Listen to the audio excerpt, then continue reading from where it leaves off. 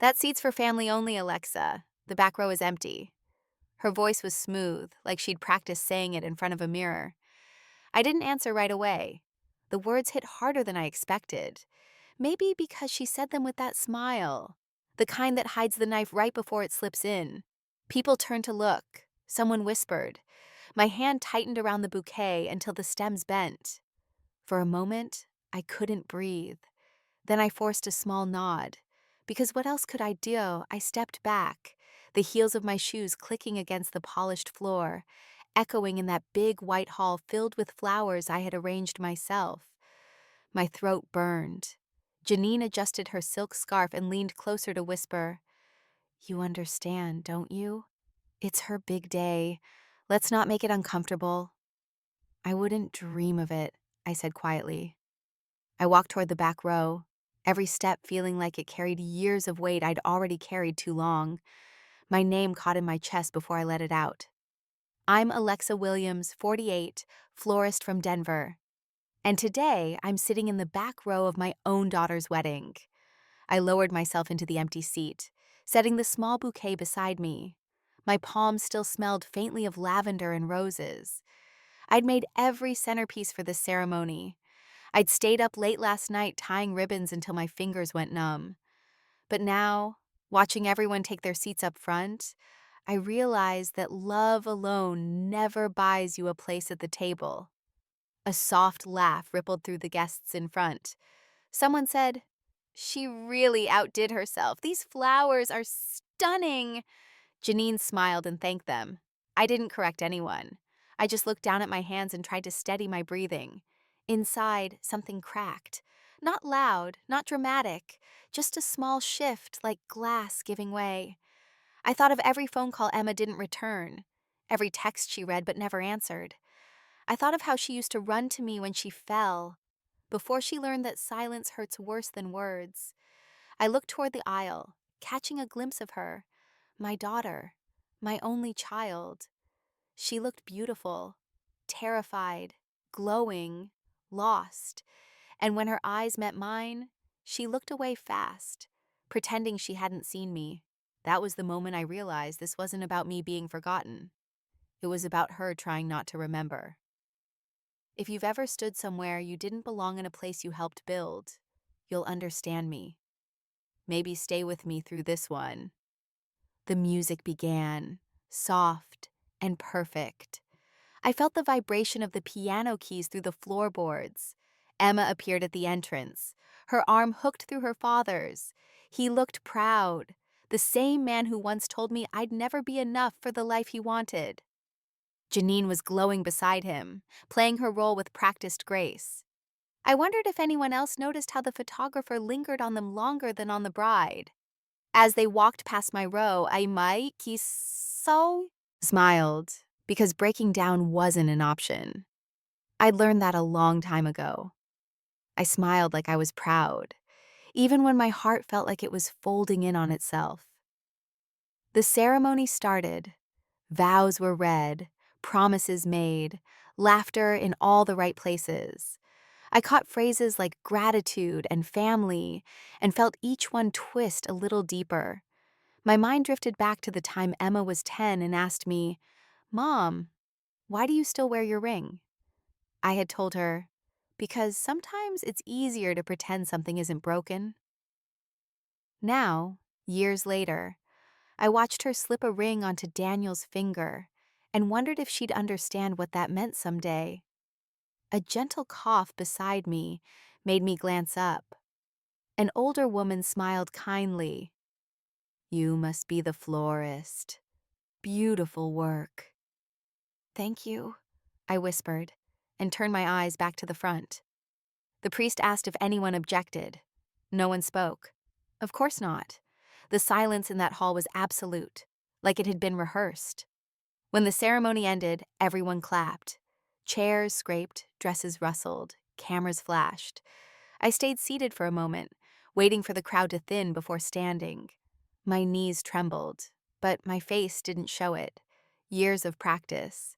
Emma hugged her father first, then Janine, then Daniel's parents. When she finally turned toward me, there was hesitation. a flicker of something real. I opened my arm slightly, not sure what she'd do. She walked over, leaned in quickly, kissed my cheek, and said, "You look nice, Mom." It should have meant something, but her eyes already moved past me before the words even landed. "I'm glad you're here," she added, like a guest greeting another guest. "Wouldn't miss it," I said softly. She smiled, distracted, then drifted back toward the crowd. I stood there, unsure where to go next. The coordinator waved people toward the photo area. "Family photos, please," she called. I started forward automatically. It was instinct. 23 years of mothering doesn't vanish just because you're told to sit in the back row. But Janine stepped in front of me again, her perfume sharp, her voice lighter this time. "Oh, Alexa, don't worry. We'll just get the close family for now." I swallowed. "Of course." She gave me a sympathetic pat on the arm, as if I were a distant cousin who'd wandered in by mistake. The photographer gestured for them to move closer. Emma stood between her father and Janine, framed by light, laughter, and everything I used to dream for her. I moved back, slowly, until I was near the doorway. From there, I watched the flashes go off. 1, 2, 3. Each one capturing a version of family that no longer had room for me. The sound of applause followed the final shot. People began to disperse toward the reception hall. I stayed a little longer, staring at the empty aisle, at the petals scattered where vows had been spoken. I picked one up, white rose, soft as breath, my own work. When I finally turned to leave, I caught Emma's eyes again, just for a second. There was guilt there, faint but real. And I held on to that, not as comfort, but as a reminder. I wasn't invisible. Not yet. I sat in the back row, watching people drift between tables covered in the flowers I had arranged. Hydrangeas, roses, and lilies. Each petal placed by my hand. Each color chosen to reflect warmth and elegance. I'd stayed up half the night finishing them. But now, from this seat, it looked like someone else's work entirely. A woman in a champagne dress leaned toward Janine and said, "These are exquisite. You have such an eye for detail." Janine smiled, graceful as ever. "Oh, I just wanted everything perfect for Emma's big day." I stared at her manicured hands resting on the tablecloth and thought about mine, cracked, still faintly smelling of glue and sap. I took a slow breath, forcing my eyes away. The hall shimmered with gold accents and laughter. But to me, it felt like standing outside a window looking in. I remembered the nights in my tiny flower shop when I'd counted tips from funeral arrangements to make rent, when I'd eaten toast so Emma could have books for college. Back then, I told myself it would be worth it, that one day she'd understand. A man walked by carrying champagne flutes. I smiled politely, but he didn't stop. The tray tilted slightly near my shoulder, and a drop of wine fell onto my dress. I dabbed it with a napkin before it stained too deep. "Figures," I whispered. No one heard. Someone behind me said, "Can you believe Janine managed all this on her own?" Another voice replied, "She has such taste, doesn't she? Even the flowers feel expensive." I looked down at my hands again, folded tightly in my lap, veins rising against the skin. Expensive, yes. Every stem paid for by someone who wasn't invited to sit in the front. The lights dimmed slightly as waiters prepared the reception area. My thoughts drifted to the first time I'd taught Emma how to make a bouquet. She was 9, her hands too small to hold the stems straight. "It's not about perfection," I told her. "It's about love." She smiled that day like she understood. I blinked hard, pushing the memory back. Now she stood at the center of this room, radiant in her lace gown, surrounded by people who had rewritten my place in her story. I couldn't blame her entirely. Her father was good at rewriting. He'd always had a way of making me seem like an afterthought, a detail no one needed to include. When Janine turned to greet guests, she met my eyes briefly, a polite acknowledgement without warmth. That look said everything. "You're here because we allowed it." I nodded once, as if I'd agreed to invisible terms. A relative from his side walked over, a heavy-set man with a loud laugh. "Janine, you really outdid yourself. The arrangements are stunning." She touched her necklace and said, "Oh, thank you. I wanted something classic." Hi, chuckled. "Well, it's perfect. You could go into business." My chest tightened. Janine waved her hand modestly. "Oh no, I just have good taste." The words settled like dust. Good taste. That's what people call money when they think it buys kindness. I turned my face slightly, pretending to look for someone in the crowd so they wouldn't see my eyes. For a moment, I wondered why I'd even come. Maybe because, despite everything, a mother still wants to witness her child's happiness. Maybe because I'd built so much of her world, I couldn't bear to be erased from the last piece of it. I caught sight of Emma across the room, laughing with her bridesmaids. She looked light, unburdened. I told myself that was enough. If she was happy, then maybe it was all worth it. The long years, the small humiliations, the endless giving. Still, the ache in my chest disagreed. A soft voice behind me startled me. "Excuse me, are you the florist?" I turned to see a woman in a navy dress holding a small boutonniere. "This fell off one of the groomsmen. Could you fix it?" I hesitated. Then I smiled faintly. "Of course." She thanked me without realizing the irony. I took the boutonniere and pinned it back with the steady hands of someone who's done this 1,000 times. When I looked up, she'd already walked away. I sat back down, my heart strangely calm.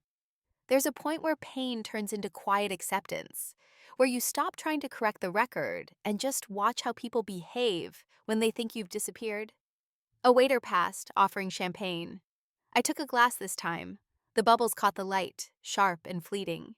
Across the hall, Janine laughed with a cluster of guests, her hand resting on my ex-husband's arm. He looked proud. Maybe he should. He'd built the illusion perfectly. As I sipped, I noticed the groom's side arriving.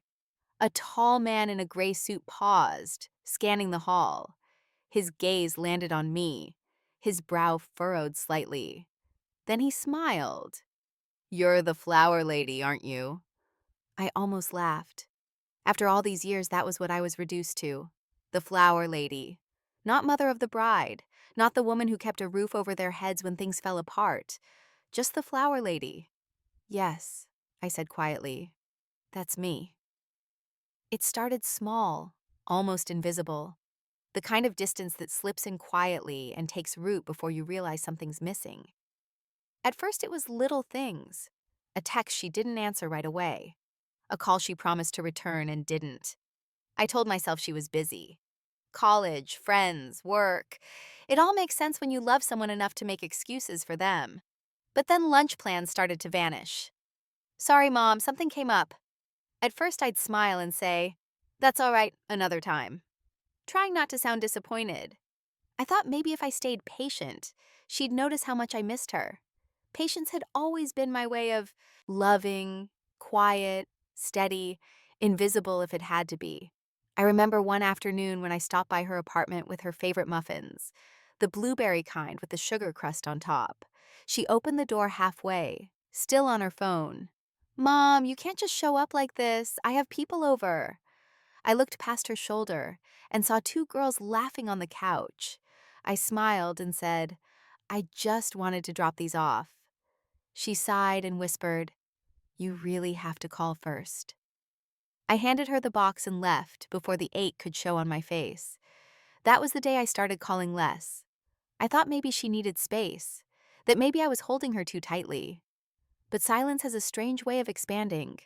The less I reached out, the more she drifted. Janine had already started appearing more in her stories. Trips, dinners, little notes under photos like "thank you for everything." I told myself it didn't mean what it looked like. I told myself she could love us both. When Emma graduated, I sat 4 rows back. Janine and my ex sat in the family section. Afterward, I found Emma by the fountain with her friends. I handed her flowers, white tulips tied with a satin ribbon. "You did it," I said. She hugged me quickly, already glancing around. "Thank you, Mom. Can you believe how beautiful everything turned out?"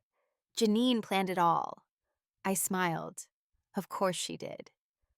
I drove home that night replaying her words. My daughter's happiness should have been enough.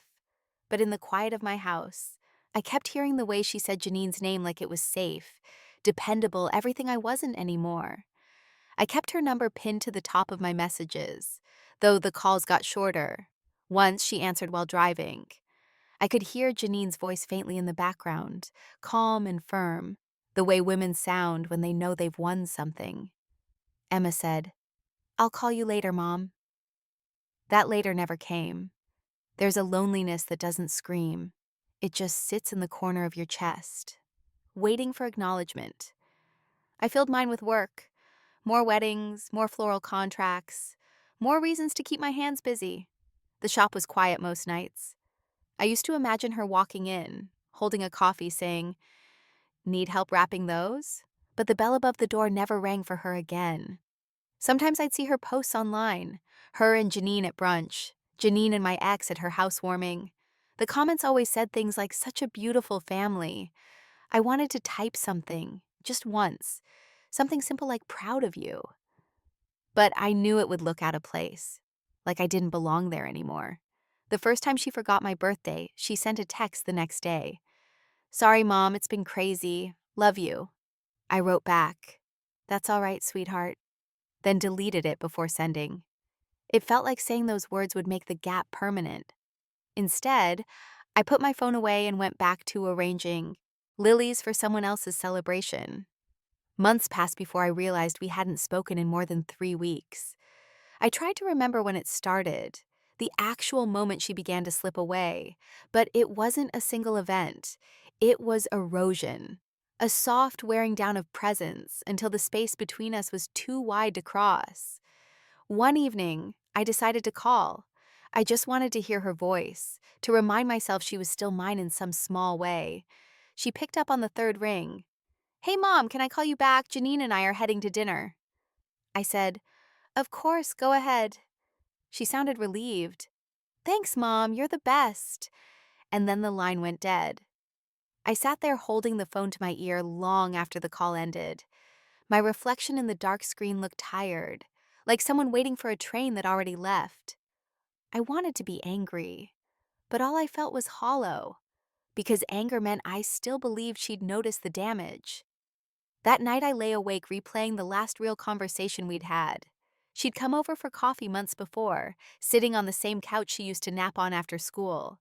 She was scrolling through her phone when I said, "You've been distant lately. Is something wrong?" She laughed softly and said, "Mom, you make everything about you." Those words still echo. Even now I can hear the casual tone, the shrug in her voice. It wasn't meant to cut as deep as it did, but it did. Because for once, I realized maybe she was right.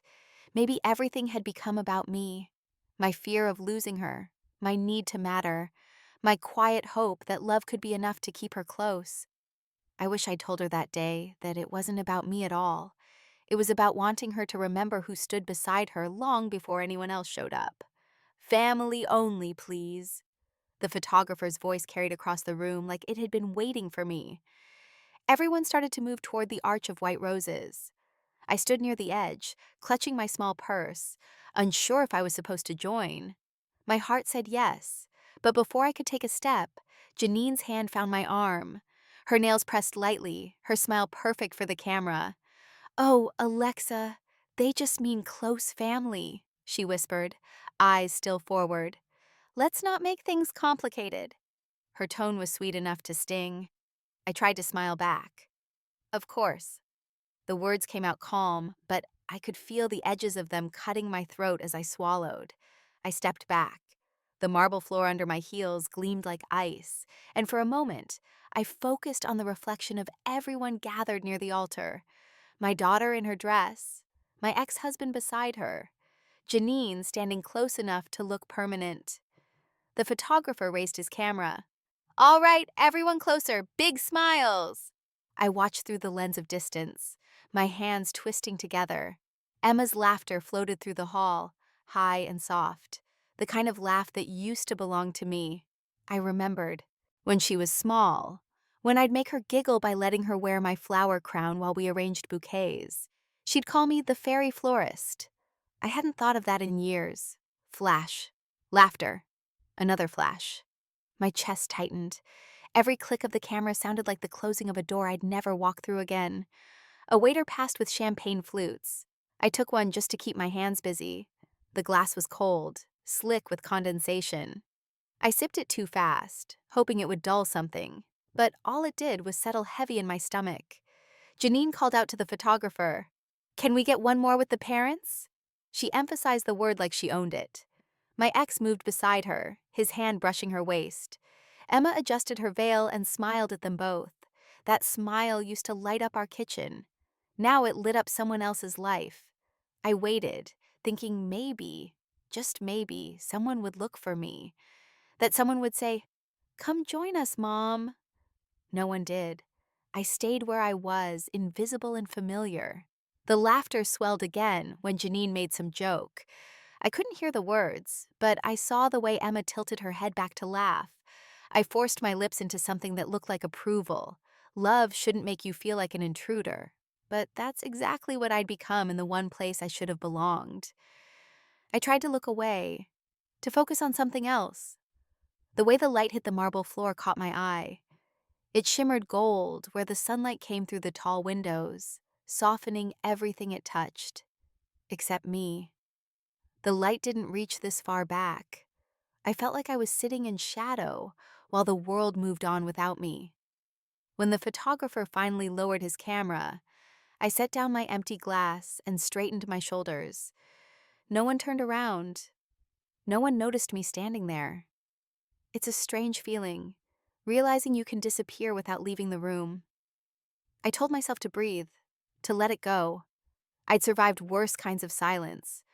I'd lived through years of pretending everything was fine just to keep the peace.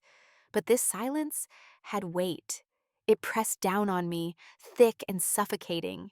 A man near the bar said to another, "She looks just like her mother." I almost smiled at that, until Janine replied quickly, "Oh, people say she takes after me these days." The man nodded politely. I watched her tilt her head, all charm and poise. I wanted to hate her, but hate takes energy, and I was tired. I turned to leave the hall, needing air. As I passed behind the last row of chairs, I caught the faint scent of roses. Mine. They'd been perfect when I arranged them yesterday. Now, under the heat of the lights, they were beginning to wilt at the edges. A waiter bumped my shoulder gently as he hurried by, muttering an apology. I smiled faintly. "You're fine." I moved toward the back, near the catering tables. The hum of conversation faded into the background, replaced by the soft clatter of dishes and the hiss of coffee machines. From this distance, the laughter sounded different, blurred, distant, harmless. I leaned against the wall, looking toward the scene I'd left behind. Janine still stood center frame, radiant, her hand on Emma's arm. My ex was beside them, relaxed and confident, like a man whose story ended the way he wanted it to. I touched the pendant around my neck, the one Emma had made for me in elementary school out of clay and paint. The colors had faded, but it was the only thing she'd ever made with her own hands just for me. I stayed in that corner longer than I should have, watching as people gathered for the next set of photos.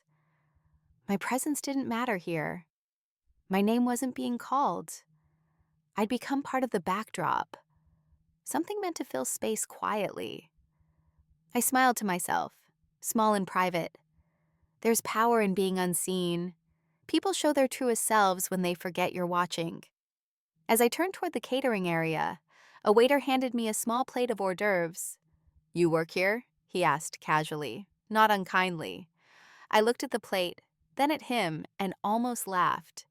"No," I said softly, "just keeping out of the way." I took the plate anyway and moved near the corner where the lights dimmed into shadow. The music started again, something cheerful and slow. I closed my eyes for a moment, letting the sound blur into a hum. When I opened them, Emma was dancing with her father. Her head rested on his shoulder, and the guests clapped. My chest ached, but I didn't cry. I'd done enough of that for one lifetime.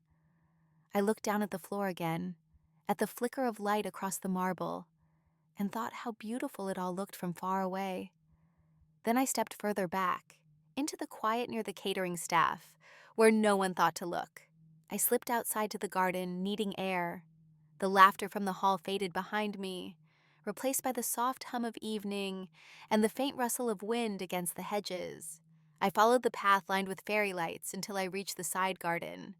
It was quieter there, tucked away behind the venue, where the scent of roses and damp soil still lingered. I leaned against the railing and finally exhaled, feeling the weight slide from my shoulders just enough to breathe again. Beautiful night, isn't it? The voice startled me. I turned to see an older man standing near the archway, holding a glass of water instead of champagne. He looked kind. Silver hair, calm eyes, the kind of presence that didn't need to fill silence to feel comfortable in it. "Yes," I said, forcing a polite smile. "It is." He nodded toward the hall. "Weddings can be a lot, can't they? All that joy crammed into one evening." "Joy?" I repeated softly, half smiling. "Yes, that's one word for it." He chuckled quietly, not catching the undertone, or maybe just choosing not to. "I'm Henry Bennett," he said, extending his hand. "Daniel's father." I froze for a second before taking his hand. "Alexa Williams." His eyes lit up with recognition. "Emma's mother. Of course, Daniel's told me about you." I blinked. "He has?" "Oh, more than once," he said warmly. "He told me how you helped Emma through school when things got rough. Said she wouldn't have made it without you. I think he admires that." For a moment, I couldn't find words. I felt the ground tilt slightly, not from shock, but from hearing something I hadn't realized I'd needed so badly. Acknowledgement. "I just did what mothers do," I managed. "We help where we can." Mr. Bennett smiled kindly. "Well, some do more than help. Some build the foundation everyone else stands on. Daniel's lucky. So is Emma." That line lodged somewhere deep in me, like warmth pressing through years of frost. I wanted to thank him, but my throat felt tight. I hadn't expected kindness tonight, especially not from someone with no reason to give it. He looked toward the lights flickering in the hall. "My wife passed away years ago. I raised Daniel mostly on my own. I know how invisible a parent can start to feel once the world moves on to the next chapter." I nodded slowly, my voice quiet. "Invisible. That's the right word for it." "Still," he said, "the right people notice eventually. They always do. Might take time, but truth has a way of catching up." I smiled faintly, my eyes stinging before I could stop it. "You sound sure of that." He laughed gently. "I've lived long enough to see it happen. Life has a funny way of looping back." We stood there for a while, watching the sky darken into violet. I could hear faint music drifting through the open doors. People were dancing. I wondered if Emma was smiling, if she felt proud, or simply relieved. I'd stopped trying to guess how she felt about me. It hurt less that way. Mr. Bennett set his empty glass on the railing. "Daniel said you run a flower shop. The arrangements tonight are stunning. You must have done them." "Yes," I said, my voice barely above a whisper. "I did." He looked at me with genuine admiration. "Well, you should take credit. You have a gift." No one had said that to me in years, not without it being transactional, not without it meaning something else. "Thank you," I said quietly. He smiled again, the kind that didn't demand a response. "I should head back in before they start looking for me. It's been wonderful talking with you, Ms. Williams. I can see where Emma gets her grace." The words landed softly, and before I could stop it, I felt a tear slip down my cheek. I turned my face away, pretending to adjust my hair. "That's kind of you to say." He nodded and walked back toward the hall, leaving me under the glow of the garden lights. The quiet returned, wrapping around me like a blanket. I looked up at the sky. the same sky that had watched every sleepless night, every silent worry, every little act of endurance that no one saw. Do you ever wonder when kindness finally finds its way back to you after years of being overlooked? I stayed there longer than I meant to, holding on to the peace that conversation had left behind. It wasn't much, but it was something real, something that didn't need permission to exist. As I turned to head back inside, I caught movement through the open door. Daniel stood at the edge of the dance floor, his gaze fixed on me. There was purpose in the way he straightened, like a man who had made up his mind about something. For the first time that night, someone was walking toward me, not out of obligation, but intention. I heard footsteps before I saw him. Slow, steady, not rushed like the others who moved between music and champagne. I turned slightly, expecting another waiter, but it was Daniel. His jacket was off, his tie loosened. He looked too calm for someone whose wedding had 100 guests waiting inside. "Mrs. Williams?" he said quietly, like the name carried weight. I smiled a little. "Just Alexa." He nodded, his eyes kind. "I thought I might find you out here. My father said he met you earlier." "He did," I said as Sisid. "He was very kind." "He's good at that," Daniel replied, leaning against the railing beside me. "He said you reminded him of my mom. She had that same steady calm, the kind that makes people forget you're carrying the heavy stuff." I didn't know how to answer that, so I just looked at the garden lights reflected in the glass doors. The petals on the roses looked softer out here than they did under the harsh indoor chandeliers. He followed my gaze. "The flowers," he said. "You did them, didn't you?" I hesitated, caught between pride and caution. "Yes, I knew it," he said with quiet certainty. "I could tell. Emma showed me pictures from your shop once, the way you mix wild stems with perfect symmetry. No one else does that." I swallowed hard. "She used to help me when she was little. She liked choosing colors." "She told me," he said. "Told me you used to say every flower has a story, that it's not about beauty, but endurance." A small laugh escaped me. I said that when she overwatered a plant and cried about it dying, I didn't realize she remembered. "She remembers more than she admits," he said gently. "She just doesn't know how to face it." I turned to him. "Face what?" He sighed. "Everything. The distance, the guilt, the pressure her father puts on her to pretend things are simple." The word pressure lingered between us. I felt my chest tighten. "He's always been good at pretending," I said softly. "He builds illusions and calls them peace."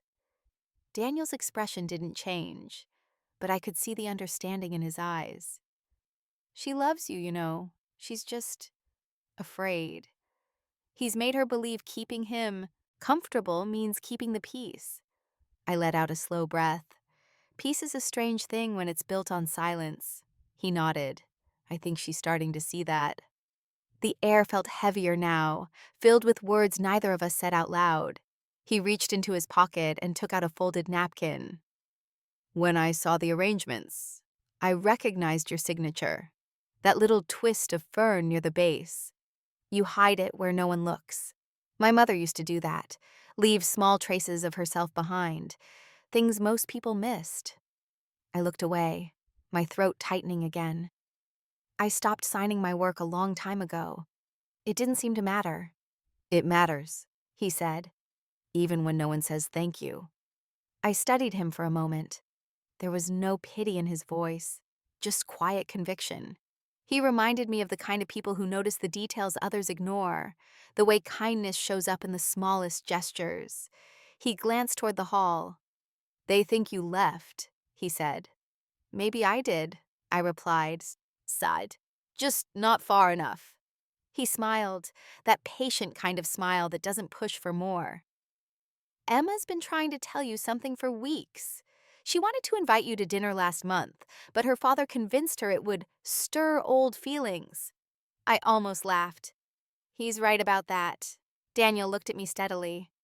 She doesn't want distance anymore. She wants to fix it, but doesn't know how. He's louder than she is, and she still listens to him out of habit. I know, I said quietly. Habits are hard to break, especially the ones that hurt. A long silence followed. The faint sound of music drifted through the open door again. A slow song this time. I watched the lights blur through the glass, thinking how many years I'd spent hoping for this kind of honesty, and how strange it felt to finally receive it from someone who didn't owe me anything. He straightened, his tone soft but certain. For what it's worth, I see you. I see what you've done, and I respect it. All of it. Something inside me cracked open then. Not pain, not relief, just recognition. I managed a small nod. Thank you, Daniel. That means more than you know. He smiled again, but there was something else in it this time. Decision. You should know, he said quietly. I plan to thank you publicly, no matter what anyone says. My breath caught. Daniel, he lifted a hand. It's the truth, and it deserves to be heard. I didn't answer. I just looked at him standing there in the soft garden light, steady and sincere, and felt something shift deep in my chest, a warmth I hadn't felt in years. I sat in my car and let the sound of the rain fill the silence. It wasn't really raining hard, just that slow, steady drizzle that feels more like background noise than weather. The windshield was fogging, but I didn't turn the heat on. I just stared at the streaks of water sliding down the glass, one line breaking into another until it all blurred together. That's what my life had started to feel like after the divorce, one long blur that I kept trying to make sense of. When people say time heals, they never tell you it doesn't do it gently. My healing wasn't loud or dramatic. It was quiet. It was the kind of quiet that first feels peaceful, then starts to ache. At first, I tried to fill it. Music in the house, late night TV, baking for no one but myself. But eventually I stopped trying. Silence became easier to live with than conversation. In those early years, I remember counting bills on the kitchen table, dividing every dollar between rent, electricity, and groceries. My hands used to shake when I'd slide my debit card through the reader at the grocery store, waiting for it to approve. Sometimes it didn't. I'd smile at the cashier, pretend I grabbed the wrong card, and hand her another one. No one tells you that starting over at 40 means learning to live with small humiliations like that. Invisible ones that no one claps for when you survive them. Holidays were the hardest. Thanksgiving dinners turned into store-bought pies and leftovers. I used to cook a full spread even when Emma was gone, just in case she showed up. She never did, not once. I'd send her a message and she'd reply, "Sorry, Mom, we're having dinner with Dad and Janine this year." I'd write back, "That's all right, sweetheart," then wash the same untouched dishes the next morning. I got used to hearing about her life through other people. A neighbor who'd seen her at the mall. A friend who'd spotted her photo on social media. That's how I learned she'd graduated, gotten her first job, bought her first car. I wasn't angry anymore. Not even hurt. Just hollow. The way silence feels after someone slams a door. Eventually, I made peace with being the quiet one. Silence became my armor. It protected me from saying too much, from begging to be understood. It gave me space to breathe.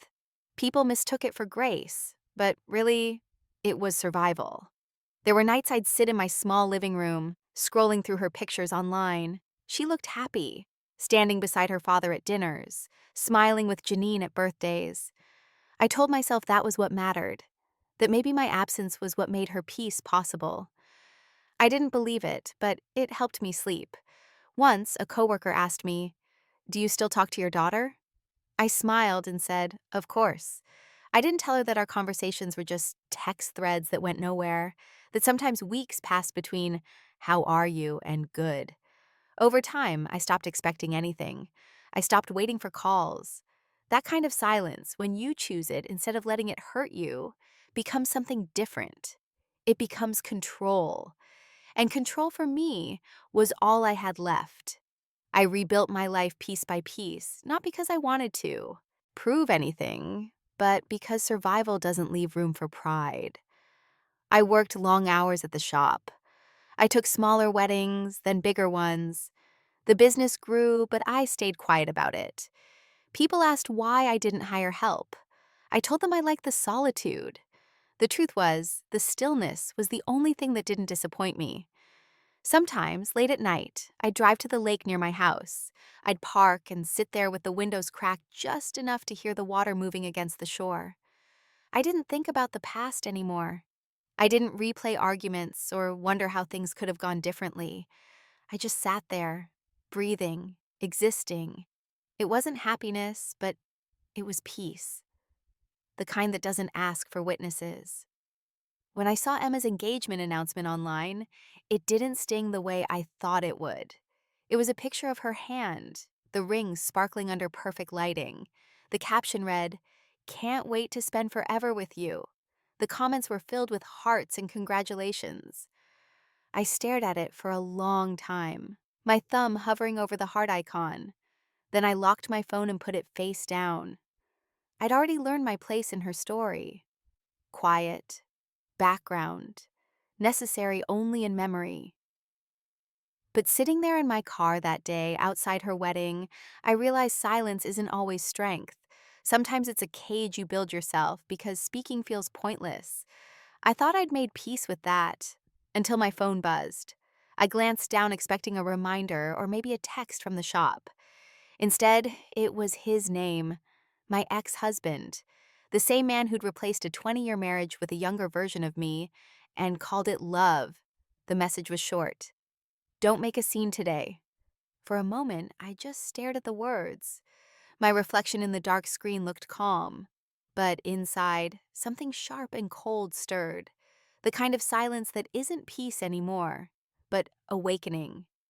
"Thank you, everyone, for being here tonight," Janine said into the microphone, her voice coated in the kind of sweetness that always made my stomach turn. This beautiful day couldn't have happened without all the love and effort from our family and friends. Her smile didn't falter, not once. She stood there in her sequined gown like a woman auditioning for perfection.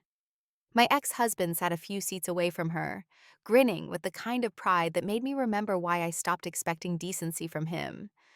I sat near the exit doors, the table no one else wanted. The staff had started clearing empty plates, and every now and then someone passing by would glance at me, hesitate, then look away quickly.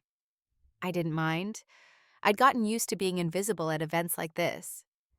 Janine's voice carried across the hall. "I just want to thank the wonderful team who helped make this night so special. The planners, the caterers, the decorators, and of course Emma's father, who's been such a support through everything." There it was. The applause came quick, polite, and shallow. My ex gave a small, smug nod, as if it had been his labor that turned the place into a fairy tale. The flowers I'd arranged lined every table, soft white and pale pink under the golden lights. The arrangements were perfect, elegant but alive.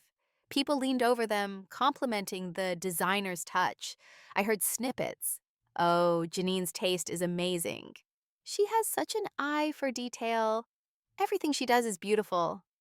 I sipped from my water glass and swallowed the bitterness like it was part of the meal. Emma sat at the center table, her smile tight but practiced. She looked beautiful, radiant, really, though I could see the exhaustion around her eyes. She kept glancing toward Daniel, who was whispering something to the best man, his expression unreadable. Janine kept speaking. "I know I speak for both of us when I say we're proud of Emma. She's grown into such a poised, thoughtful young woman. It's been a joy watching her become the person she is today." The guests clapped again. I felt the corners of my lips twitch upward, though I didn't know if it was amusement or disbelief. A joy, watching her become who she is. I wondered if Janine had been there for the nights Emma cried over grades, for the mornings I left early to work double shifts so she could have lunch money. Probably not. But then again, people remember the ones who arrive at the finish line, not the ones who built the track. The groom's mother sat near the front, hands clasped on her lap, her expression strained. She looked uncomfortable, the way people do when they sense something wrong but aren't sure if they should intervene. Our eyes met briefly. She gave a small, sympathetic nod, the kind that says, "I see you." I returned it with a faint smile and looked away before anyone noticed. The sound of clinking glasses filled the air as Janine raised her. "To family," she said. "To love, to patience, to understanding, to pretending," I thought silently, lifting my glass halfway before setting it back down. Polite laughter followed. The DJ played a soft tune, and waiters moved gracefully between tables, topping off champagne flutes. The air smelled faintly of vanilla and roses. My roses. I traced the rim of my glass, feeling the condensation cling to my fingers. Across the room, my ex turned toward me for the first time that night. His eyes met mine, and he smirked. It was small, controlled, but cruel. A message: stay in your place. He turned back to Janine before I could decide what to feel. I had learned to live with that look. The kind that once froze me, now only confirmed what I already knew. He still needed me small to feel big.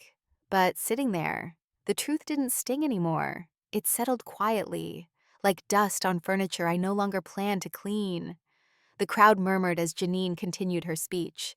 She talked about Emma's childhood as if she'd been there for all of it. I remember when she used to say she wanted to grow up and be just like me. The room filled with warm laughter. I smiled faintly, whispering under my breath, "She used to want to be a teacher." I watched the reflection of the chandeliers in my glass. Every sparkle felt sharp, like it was cutting through the years I'd spent trying to prove I belonged in moments like this. But now I realized I didn't need to. The groom's mother leaned over to whisper something to her husband. He gave a short, awkward nod. I caught fragments. Odd. Not right. She's sitting alone. My hands folded in my lap. I didn't want pity. I just wanted the evening to end without more reminders of what had already been taken. Janine's voice grew softer. And lastly, thank you to everyone who made this possible. From the smallest details to the biggest dreams, it all came together beautifully. Another round of applause. She beamed as if she'd just completed some great act of grace. I wondered if she truly believed her own performance, or if she knew how easily truth could be buried under polished words. I looked at Emma again. She wasn't clapping. Her eyes were on her plate, her fingers tracing the edge of her napkin. When she looked up, our eyes met, only for a second, but it was enough. There was something there, guilt, maybe, regret, something fragile. I held her gaze until she looked away. My throat tightened, but I stayed still. The ache was familiar, like an old scar that sometimes burns when the weather changes. A waiter stopped beside me, refilling my glass. "Everything all right, ma'am?" he asked quietly. "Yes," I said. "Everything's perfect." He nodded and moved on, his shoes clicking softly against the polished floor. The MC stepped up to the microphone, his voice cheerful. "Thank you, Janine, for those lovely words. Now, let's hear from the groom." I looked toward Daniel as he stood, adjusting his tie, a faint determination crossing his face. For a moment, the room seemed to still, the air thick with something unspoken. My heart beat slow and heavy. Whatever came next, I knew it wasn't going to be what they expected. Daniel stood and adjusted his tie. The room felt quiet in that polite way people do when they expect another round of predictable gratitude. His smile was calm as he took the microphone from the MC. "Thank you," he said, glancing toward his parents, "for everything." His voice was warm, steady, the kind that fills a room without trying. People leaned in, glasses still in hand, waiting for the usual jokes and sentiment. But then his eyes shifted, and I felt it before he said my name. "I want to thank someone special tonight," he continued. His tone softened, careful, deliberate. "Someone who isn't sitting at the front table, though she deserves to be." A murmur moved through the room. I froze. Breath shallow.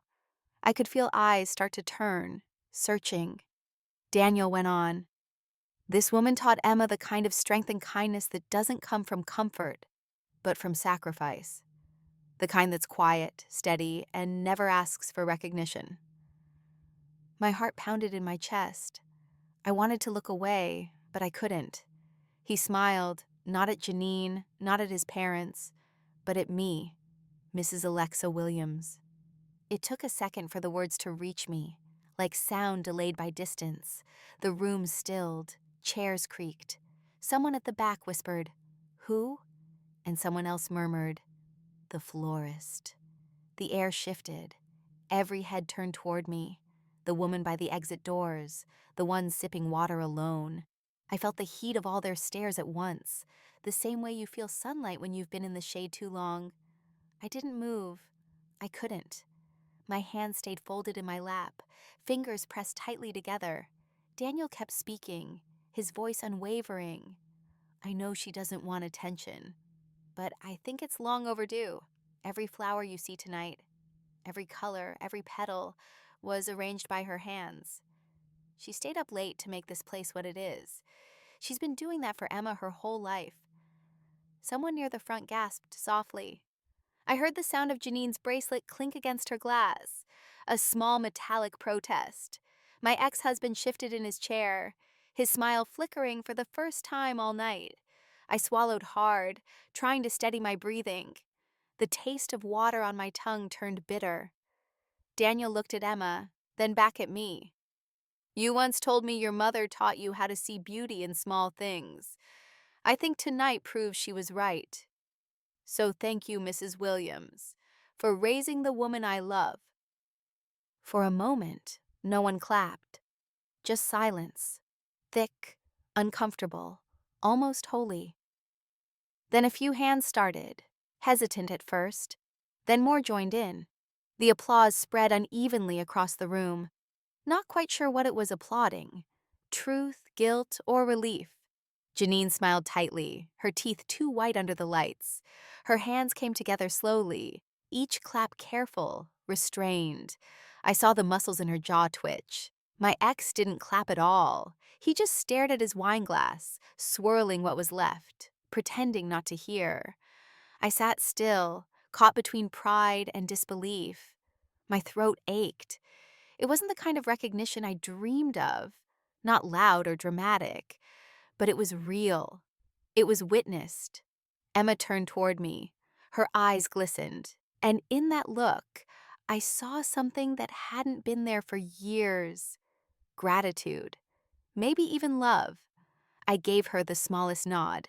That was all I could manage without falling apart. The applause faded, replaced by whispers. I could feel the judgment softening, the air changing. People who hadn't spoken to me all evening looked as though they finally saw me. Not the divorced woman, not the outsider, but the mother who had built the foundation for everything. They were celebrating. Daniel handed the microphone back to the MC, then raised his glass. "To honesty," he said simply, "and to the people who make love possible, even when they're forgotten." This time the room lifted their glasses together. I lifted mine too, my hands steady, my voice silent. Funny how truth has a way of finding light, no matter how long it's kept in the dark. Do you believe that too? The guests began to murmur again, and I watched as Janine's smile faltered. Her cheeks stiffened, her eyes narrowing for just a moment. It was subtle, but I caught it. The crack in her perfect composure. And for the first time that evening, I didn't look away. The applause began softly, like rain on a window. A few claps here and there, hesitant, unsure. Then it grew louder, fuller, until it filled the room in waves that almost felt kind. I stood frozen near the back, unsure if they were clapping for the speech, the moment, or for me. My throat tightened anyway. It didn't matter. For the first time in years, the sound wasn't silence. I could feel heat rising to my cheeks. Not embarrassment, something else. Something like sunlight after too many winters. My fingers trembled as I set my glass down. I told myself to stay still, to breathe, but my chest ached with all the words I'd never said, all the love I'd been forced to make small enough to survive. Across the room, my ex looked like he'd swallowed glass. His smile was gone, his jaw set, his hands gripping the edge of the table as if it were the only thing keeping him from falling apart. Janine leaned toward him, whispering something I couldn't hear, her perfect posture starting to wilt. I almost felt sorry for them. Almost. Emma sat at the front, her face pale under the lights. Her eyes glistened, wide and searching, as though the world she'd built on half-truths had finally cracked open. She didn't move. She just looked at me. I met her gaze and held it. I didn't smile. I couldn't. I was afraid that if I did, everything inside me would break loose. The pain, the pride, the years of quiet endurance that had lived without applause.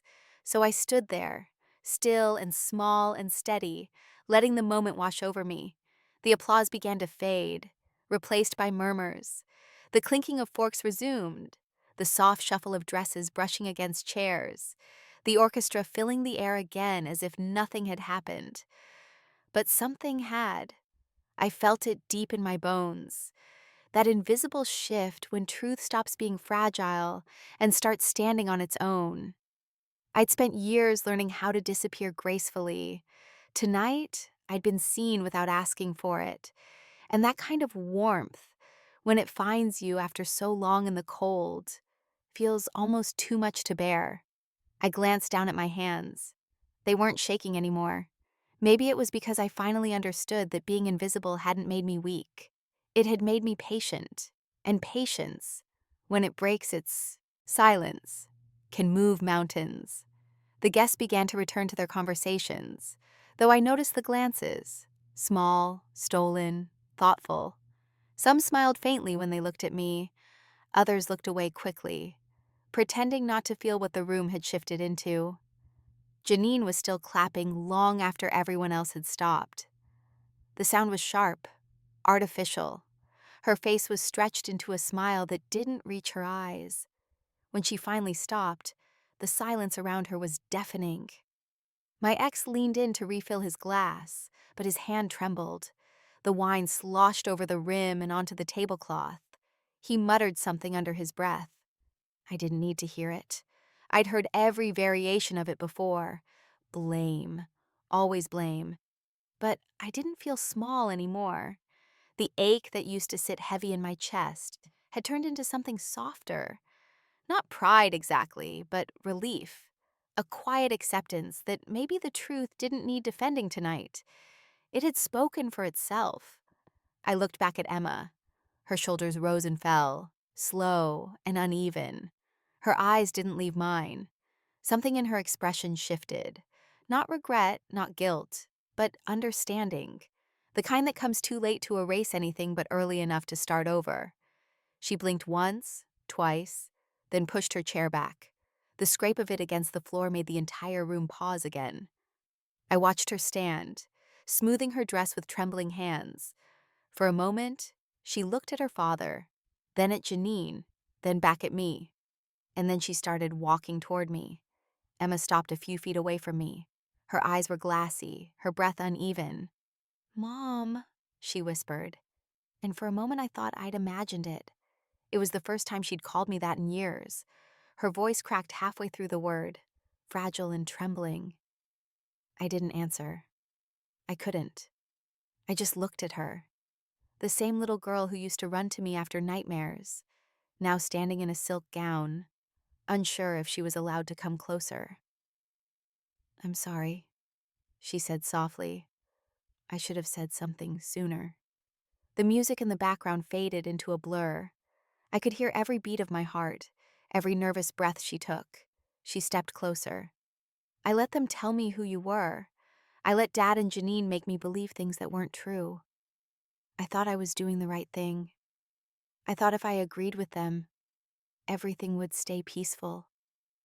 Her voice broke, but it didn't. It never did. I just lost you instead. I felt my throat tighten. I wanted to tell her that I already knew, that I had seen it all happening in slow motion. The distance, the cold messages, the invitations that never came. I told myself she was growing up, finding her own life. But I'd known. A mother always knows. You don't have to explain, I said quietly. They made it easy to believe them. That's what people like that do. They make kindness look like weakness. She nodded, tears spilling down her cheeks. I hated myself for it. I kept thinking about you, wondering if you'd still talk to me if I showed up one day. I just didn't know how to fix it. Her honesty hurt in the best and worst way, like a wound reopening just to heal clean. I took a slow step forward. You showed up, I said. That's how it starts. She let out a shaky laugh that sounded more like a sob. Do you still love me? I didn't hesitate. Always. But forgiveness takes time. Love doesn't erase memory. She nodded again, her lip trembling. I understand. When I pulled her into my arms, it wasn't the warm reunion people expect. It was quiet, slow, and heavy with years that couldn't be undone. Her shoulders trembled against mine, and I held her tighter. Not to forget, but to remember differently. I missed you, she whispered into my shoulder. I missed you too, I said. But we'll learn each other again. The crowd around us had gone still. I could feel the air change, eyes watching, pretending not to, the clinking of silverware gone silent. It didn't matter. For the first time, I wasn't embarrassed to be seen. Emma pulled back, wiping her cheeks. I brushed a strand of hair from her face, the same way I used to when she was little. My heart felt lighter, but not free. Some things don't dissolve, they just soften. I wanted to hold her longer, but then I heard it. That clipped, careful tone I'd learned to dread. Well, Janine said from behind us, her voice cutting through the moment like glass against cloth, aren't we just the picture of reconciliation?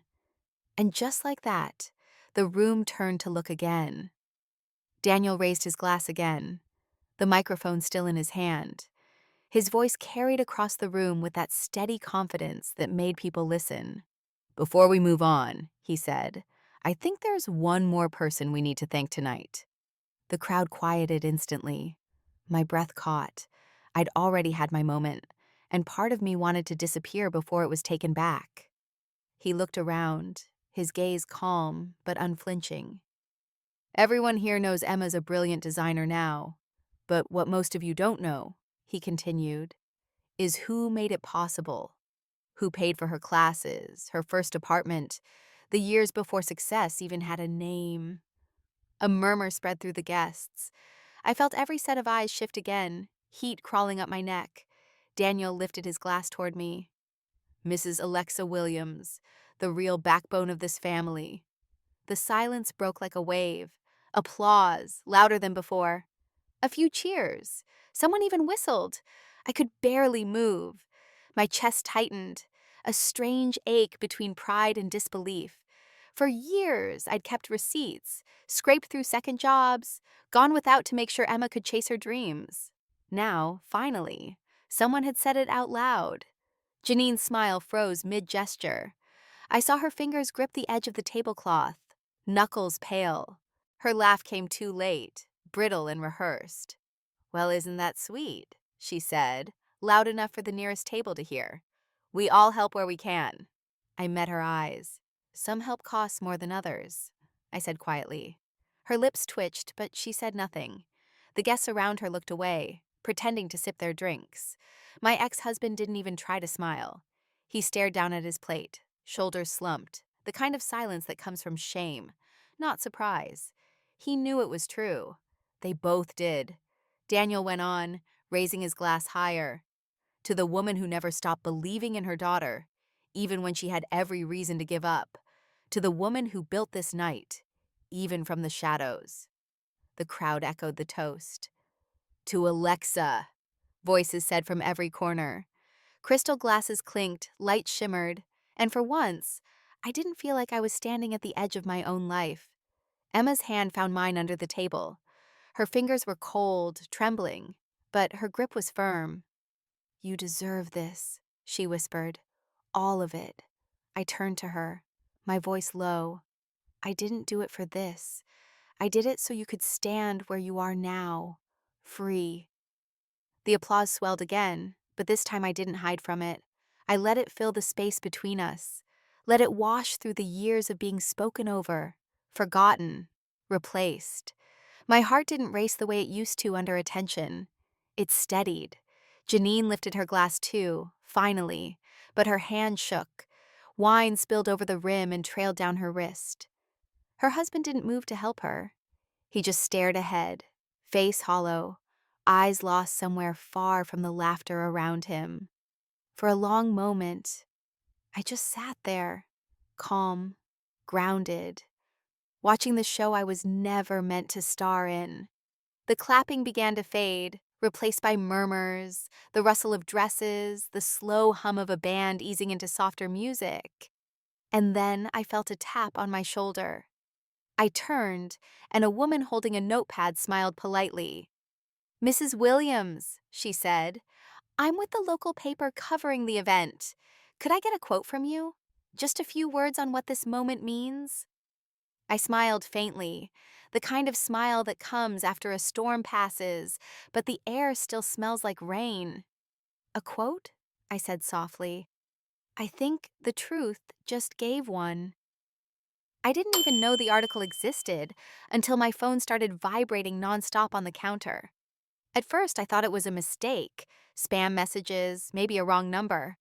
But when I picked it up, I saw the headline blinking across my screen. "Groom honors estranged mother-in-law for quiet sacrifices." My heart stumbled. There was my name in the second line, not hidden in the background this time, not brushed off or ignored, just there. Alexa Williams. Someone had posted a video of Daniel's speech. It had already reached thousands of shares. The comments were endless. Strangers writing about how they'd cried, how they'd called, their mothers, how they wished they'd thanked the women who raised them. I didn't know what to feel. Pride wasn't the right word.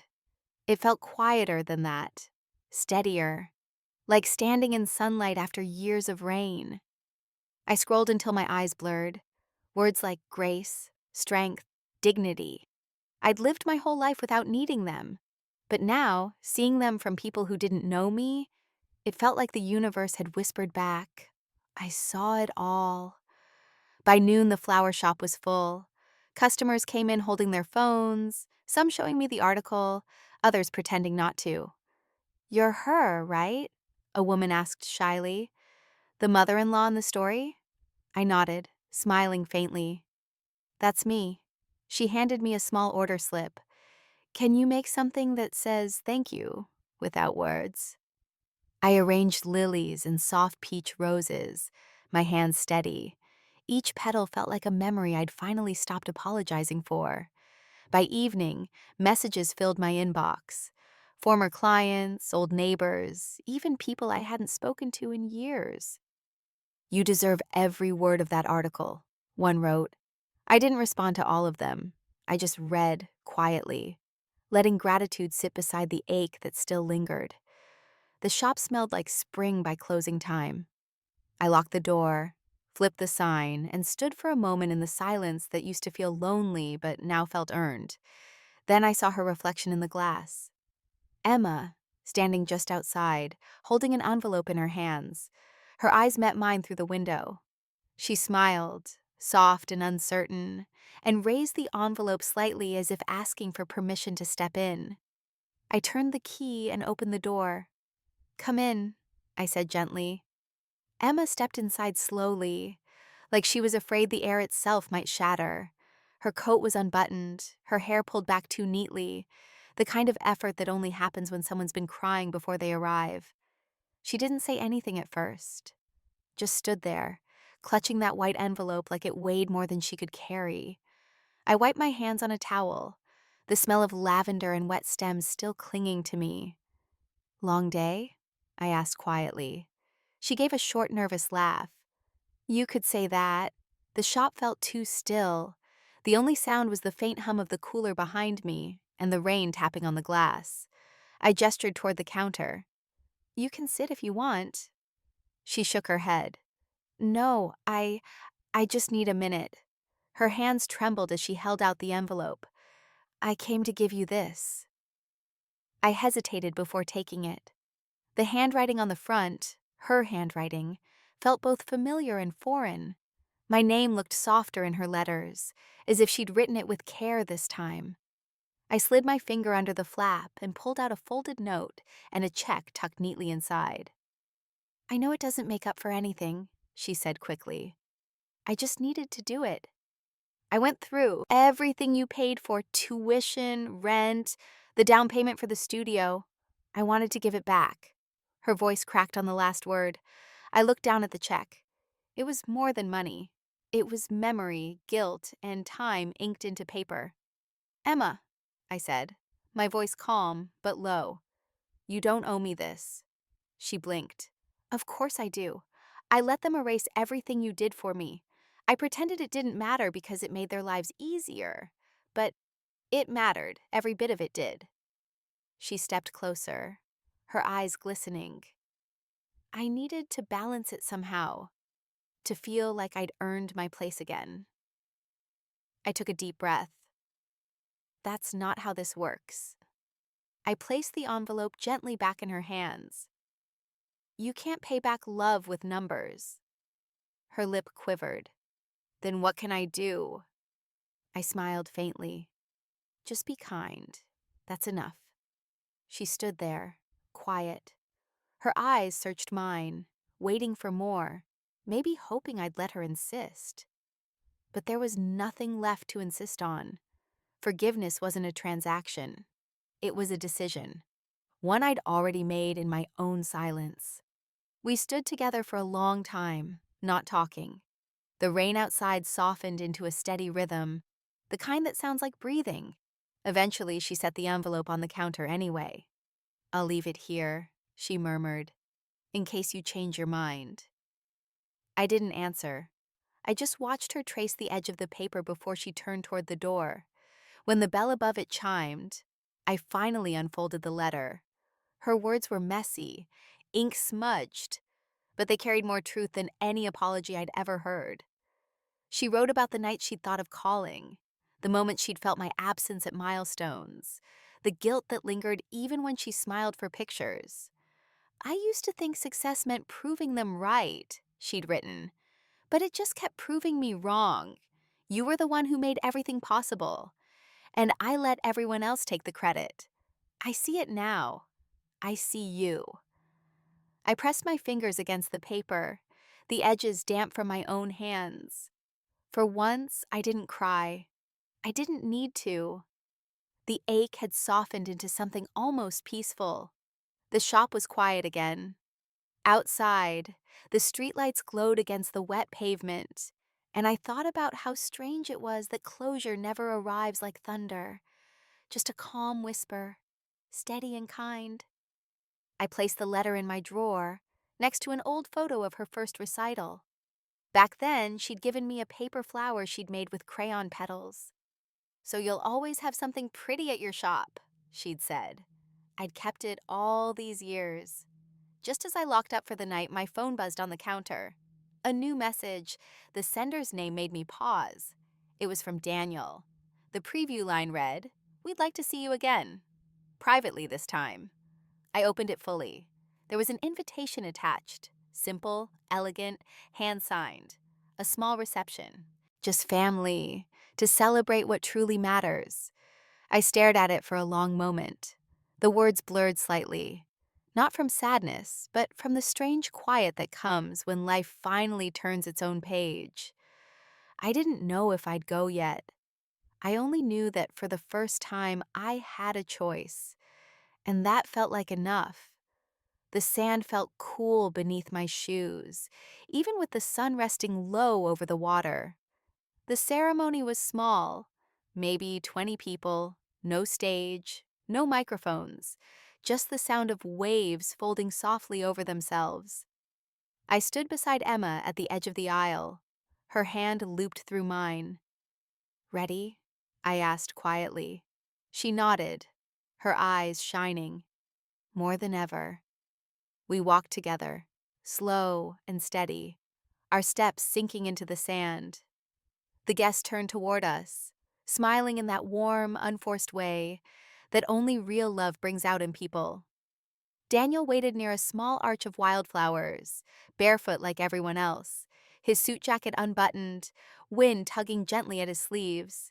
Every few feet, I caught fragments of laughter, the rustle of dresses, the hush of the sea wrapping around us like a blessing. The air smelled of salt and jasmine. It was so simple, so real. For the first time in years, I wasn't watching from the sidelines. I wasn't the forgotten seat at the far end of a crowded hall. I was walking beside my daughter, steady and unashamed, leading her towards something pure. My heart didn't ache this time. It expanded. When we reached Daniel, he looked at me with that same calm gratitude that had once changed everything. "Thank you," he said under his breath, "for trusting me with her." I smiled. "You earned it." I placed Emma's hand in his, feeling a quiet peace settle between us. Not the kind that comes from forgetting, but from finally understanding. The waves behind us crashed once, loud enough to feel like applause. The minister spoke softly, words carried by the wind, barely louder than the rhythm of the sea. I didn't hear every sentence, but I didn't need to. I could see everything that mattered right in front of me. Their faces, the light on the water, the gentle sway of the flowers tied with twine. When they exchanged vows, my throat tightened, not from sadness, from pride. She had found her strength again, and somehow so had I. The ceremony ended with laughter and salt in the air. A few claps, a few tears, the kind that fall without bitterness. Daniel and Emma walked toward the shoreline, their footprints side by side, erasing and reappearing with each passing wave. I stood still, the hem of my dress brushing the sand. The ocean stretched endlessly ahead, calm and vast, like a mirror for everything I had survived. I realized then that silence wasn't emptiness. It was strength, the kind that doesn't need to defend itself anymore. I smiled to myself and whispered, "Maybe that's what peace really sounds like." Morning light filters through the shop windows like warm silk, catching on the edges of glass vases and ribbons. The smell of fresh roses and damp soil fills the air, a scent I've come to love, not just because it means business is good, but because it smells like peace, real peace, the kind you earn, the kind that doesn't demand applause. I still start my day the same way I always have, sweeping the floor, trimming stems, arranging the first bouquet before the doorbell chimes. Only now, when it does, it's not with the same hesitation I used to feel. It's softer, kinder. The people who walk in know me, not from gossip or whispers, but from the story that traveled farther than I ever thought it would. "Are you Alexa?" they ask sometimes, almost shyly. "The one from the article?" I smile, keeping my voice gentle. "That's me." They talk about how the story moved them, how it reminded them of someone they lost or forgave, or wished they'd understood sooner. And every time I listen, I don't rush. I let them speak. It feels right to hold their words the way I once held my pain, carefully, without letting it spill. A woman came in last week with tears in her eyes. "Your story made me call my mom," she said. "We hadn't spoken in 7 years." I handed her a bouquet of white tulips. "They mean forgiveness," I told her. She smiled through her tears. "Then they're perfect." Moments like that make me think about everything I went through. The parties where I wasn't welcome, the cold silences that tried to erase me, the faces that turned away when I needed warmth. For so long, I thought revenge would fix it, that if I could expose every lie, I'd finally feel whole again. But life had a quieter way of returning what was mine. It didn't hand me revenge. It handed me respect. Not the loud kind that needs an audience, the quiet kind that shows up when you stop fighting for it. Sometimes when I close up at night, I look around this little shop, the soft lights, the flowers still breathing in the dark, and I think, maybe this was all the justice I ever needed. If this story reminded you that kindness survives even in silence, I'd be grateful if you stayed with me here, like subscribe or just share your thoughts. Sometimes that's how healing begins. For once, I didn't sit in the back row. I walked right into peace.